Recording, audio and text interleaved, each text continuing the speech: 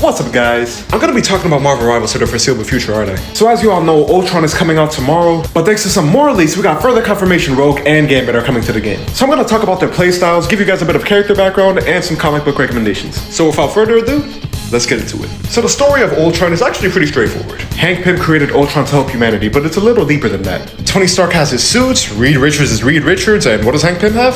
Nothing. He wanted to be recognized, do something big, and Ultron was his baby. Hank made Ultron using his brain patterns, and that was the problem. If you know Hank Pym, you know his history is controversial because you know a core part of his character is his mental health. So when you get a guy in desperate need of therapy with an evolving AI, you get Ultron.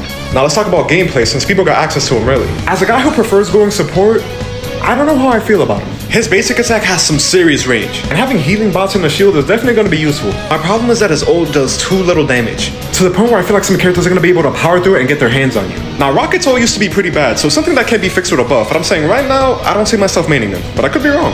Now for reading recommendations, check out Age of Ultron 2013. On the nose, I know, but he really doesn't have much. It's an average day in New York, people are going about their day, everything's cool. Until it isn't. Signals being lost all across America and no one knows how Ultron's pulling this off. In this point of the comics, they've dealt with him before, they just don't know how he got the upper hand so easily. And when the Avengers regroup and try to do something, it's too late.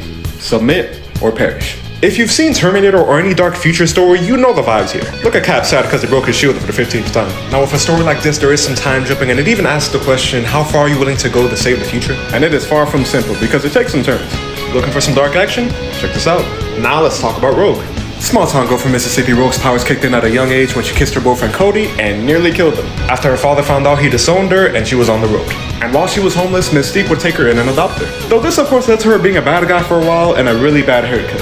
Sheesh. Her skin was a lethal weapon, but after permanently absorbing Captain Marvel's powers and nearly killing her, she got better. She said, you know what, this whole villain thing is getting out of hand, and that's what led her to the X-Men. Now as to how she would play in Marvel Rivals, I'm not sure. Because here's the thing, after absorbing Captain Marvel's powers, she's one of the natural heavy hitters of the X-Men. So it would be easy to make her a vanguard, but the thing is, she copies powers. I see this being a regular special ability where she just zaps somebody's powers and gets their special abilities for like 5 seconds. And that puts you into a position to really think about whose abilities you can make use of as opposed to just spamming their ult. Given these powers, it's easy to make her a DPS or a tanky DPS like Mr. Fantastic. But hey, while I'm unsure about the playstyle, maybe you guys are just worried about what the ass is gonna look like. No judgment. For a comic book, check out her solo series, Rogue. So we open up with Rogue, who's envious of the fact she can't touch nobody. As she wrestles with these thoughts, she heads back to the mansion and we see Gambit is blind. She's like, we can't touch each other and we can't see each other. This is some bullshit. After spending some time with him, she heads out back to her home in Mississippi to help out a little girl. But after everything gets handled, she decides to stay and help the little girl find her family. But her stay gets extended when a mysterious figure approaches her and he has a picture of her mother. And things just spiral from there. It's not a big action-packed book, but it digs deeper into her origins. Check it out.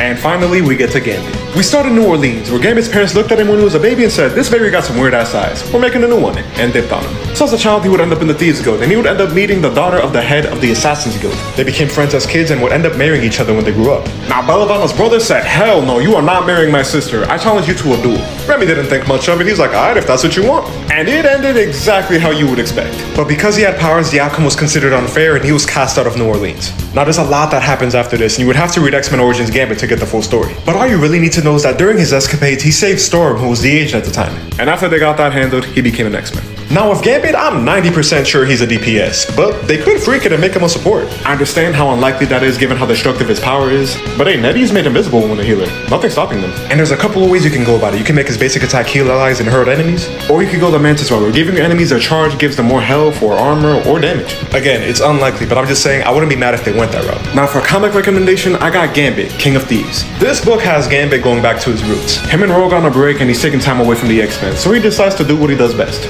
Steal. A high school's wrong and he gets alien tech stuck in his body and he needs to get that shit out pronto or he's...